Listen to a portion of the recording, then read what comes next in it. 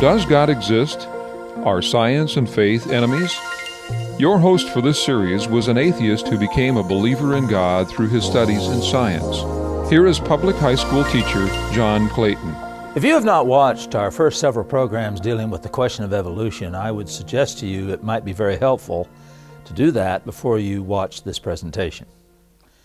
We have spent a great deal of time talking about what evolution is and what it is not. We have talked about the fact of evolution versus many different theories of evolution. And it's important to understand that in discussions like the questions about biological evolution, the question is not whether evolution occurs or not, in the sense that we have defined evolution. The question about evolution has to do with whether or not chance is the driving force, and whether the biblical record is erroneous in what it tells us about our history upon the earth. There also are a number of other peripheral issues that are connected with the discussions of biological evolution. And hopefully, if you have looked at these previous presentations, you understand something about what we're trying to say about how this concept of science and faith being mutually supportive and compatible and reinforcing one another works. One of our most prevailing themes in this presentation series has been that science and faith are not adversaries. And yet there are lots and lots of questions that come up in discussions about evolution and the relationship that evolution has to everyday things in life. One of the first questions that comes up is, why is it that if in fact God has created man uniquely and specially, and if in fact the biblical record is true, that we have so many similarities that exist in living things?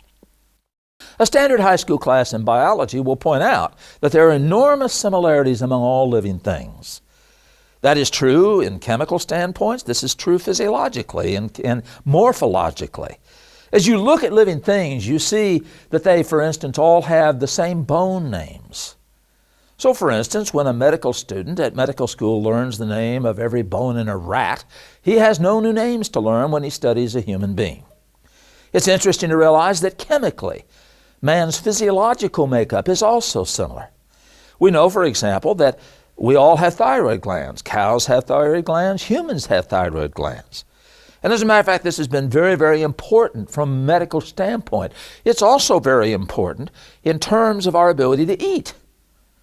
You cannot eat meat if the meat is radically different chemically than you are.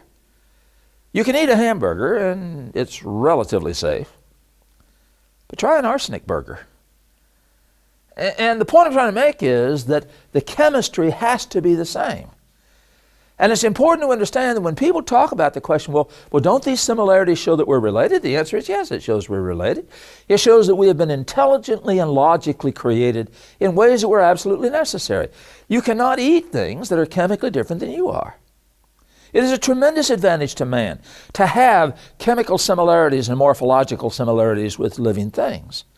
We understand this in the construction business. We don't build houses out of radically different materials and designs and techniques. We use a common design. And all houses, even though they may look radically different exteriorly, are built pretty much the same way. And so are living things. This is not a problem in terms of looking at the integrity of the biblical record.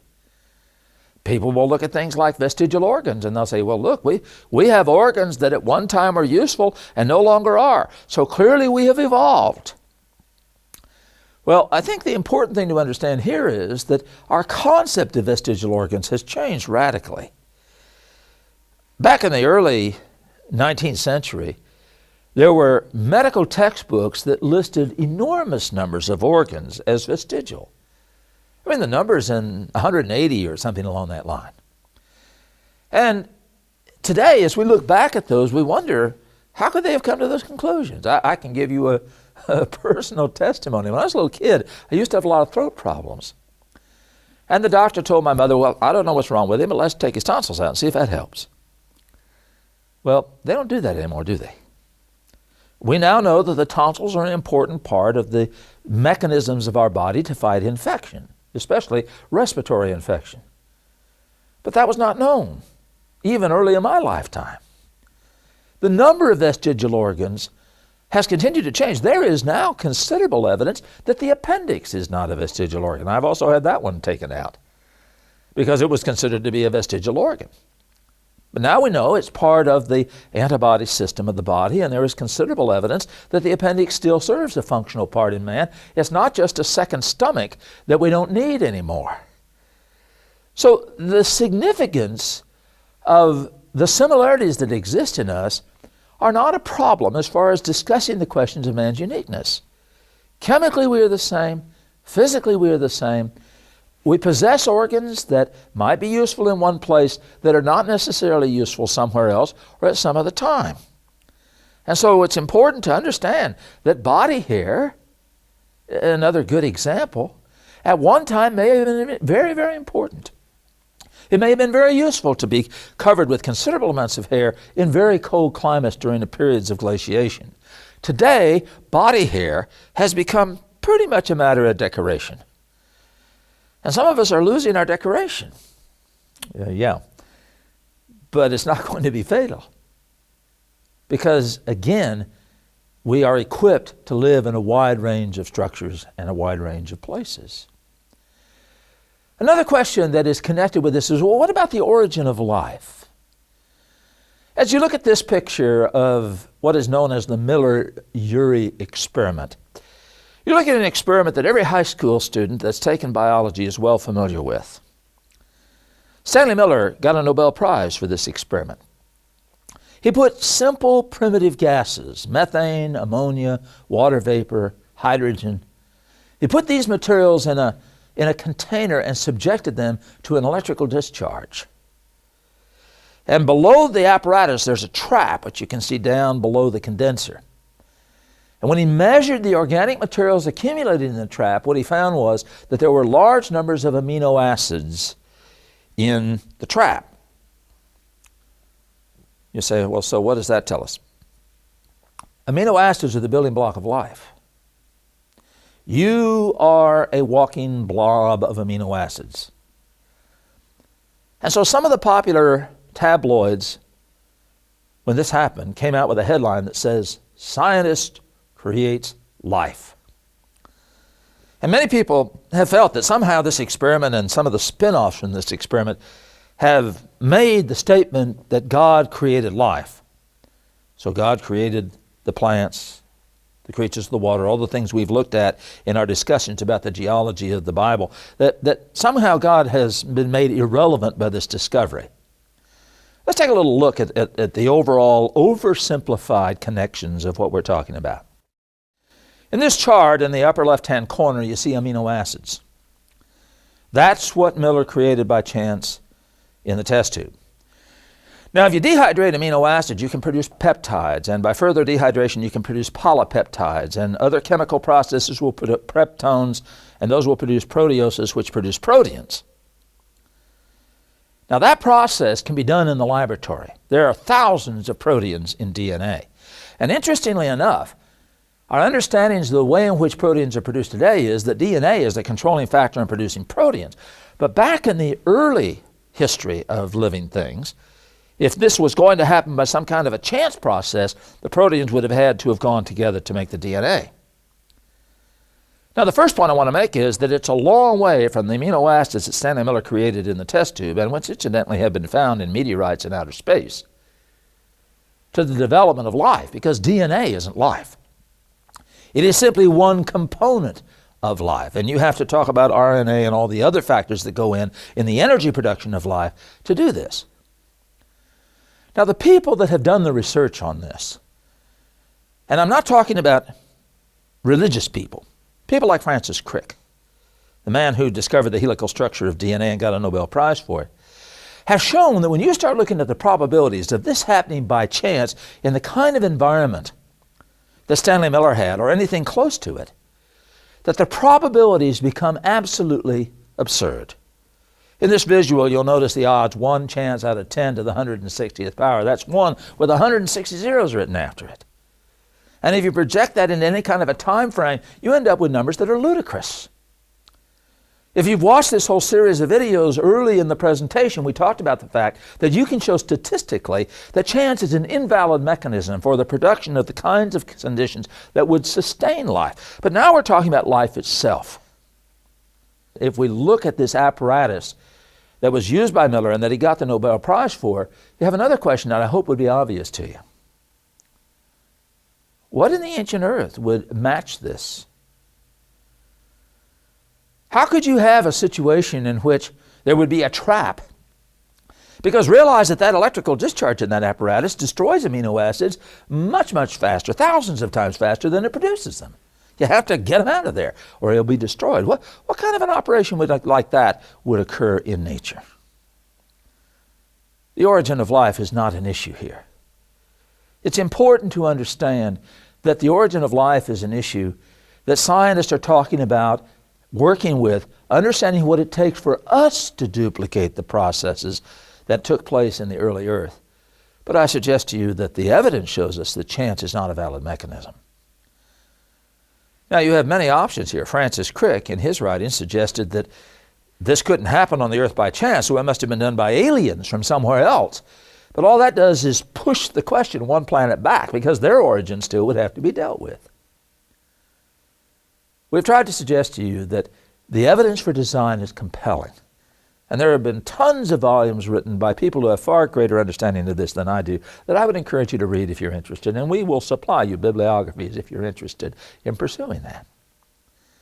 Now, when you get into a discussion like this, automatically other issues come up. What about cloning? What happens if we clone a human being? Well, let me suggest to you that cloning is an issue that is in a great state of flux. At the time we're making this presentation, everything that's been done with cloning has indicated that cloned individuals are inferior to the original individuals. As a matter of fact, they seem to be cloned with the age of whatever they were taken from. But these technological problems will probably ultimately be solved. The question is not so much whether cloning should be done or not, but what purposes does it have and why should we do it? You know, it's interesting to me that when you look at the writings of the great scientists of the past, what you see is that they really looked at the questions of science and faith in a positive way. I loved Albert Einstein's statement that said, religion without science is lame. Religion without science is lame. I hope you've seen that in our presentations. I hope we've let you see that the two support each other and that you can gain great understandings in your faith issues by the scientific evidence that is available. But the other part of Einstein's statement said, science without religion is blind. Science does not have the capacity to determine the uses to which its discoveries will be put. What are we going to use cloning for? Hey, the potential for good is tremendous. We have the potential to be able to produce food that will solve the starvation problems that are racking this planet.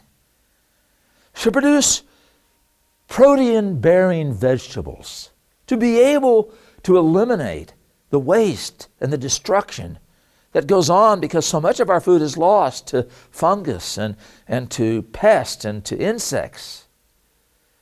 We have the capacity to cure human diseases, to find ways of solving things like cystic fibrosis and diabetes and cancer. But cloning also offers the potential to do awful things. To produce multiple Hitlers, if you are familiar with that old fictitious book. To be able to generate diseases that can kill off masses of people. Now, what will determine the uses to which cloning will be placed? Now, I suggest to you we go back to Albert Einstein's statement. Science without religion is blind. The people doing the cloning cannot determine the use to which their discoveries will be put. But their faith, their relationship to God, their determinations about God will affect it. The people involved with the Human Genome Project have some strong, deep Christian religious beliefs. The cloning issue still comes up. Well, what happens if we clone a human being? Well, first of all, I think it's highly unlikely that will happen. The purposes for doing that would be, pretty much negative. But let me ask you a question. Does the value of a human being depend upon how they came into being? If somebody was conceived by artificial insemination, does that make them less of a human being? Does the Bible define a man's worth on the basis of how he came into existence? I submit to you that man's spiritual makeup is something that is in the hand of God, and whether we are produced by some mechanical intervention or whether produced in the old-fashioned way is irrelevant to our value. Cloning is not an issue. Artificial insemination is not an issue.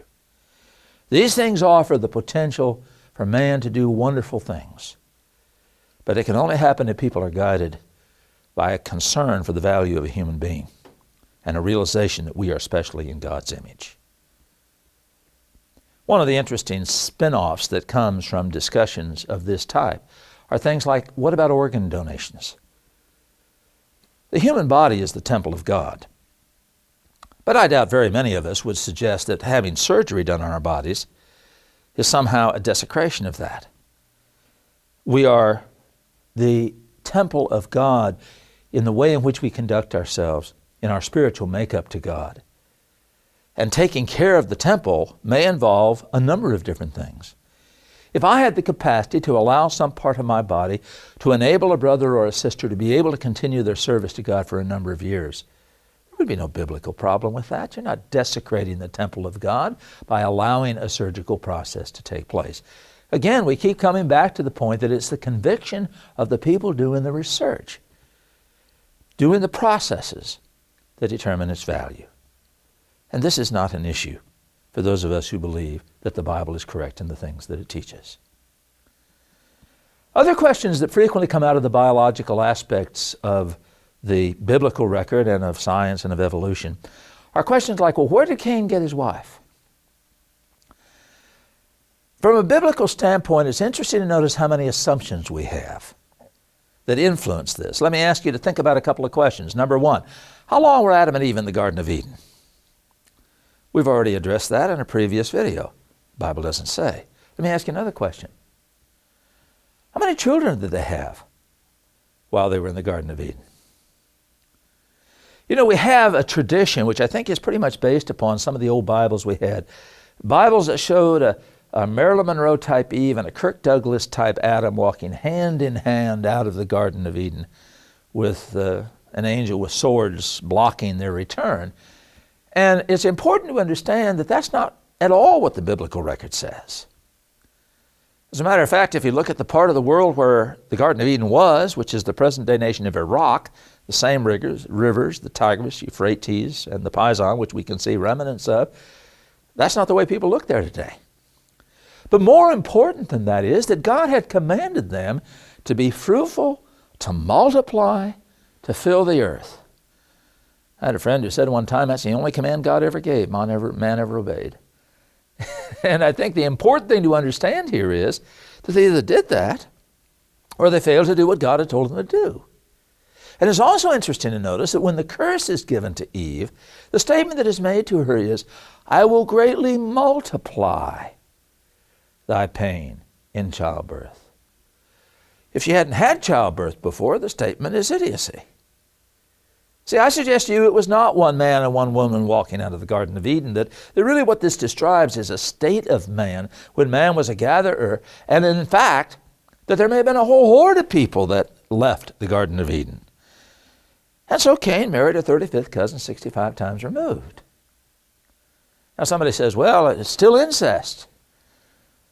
What is incest? Incest is a situation where two people that have identical genetic coding marry and produce an offspring. In a biological standpoint, that's essentially how narrow the definition becomes. And it's important to understand that in our day and time, from a reproductive standpoint, incest is terrible. Because all of us have had damage to our genetic material. And if you have, therefore, two identical genetic materials that are put together, the child born of that relationship is doomed to have enormous problems. In our part of the world, there's a group of marvelous people called the Amish. The Amish are a very closed society. They're not evangelistic. There are not new genes brought into the gene pool of the Amish people.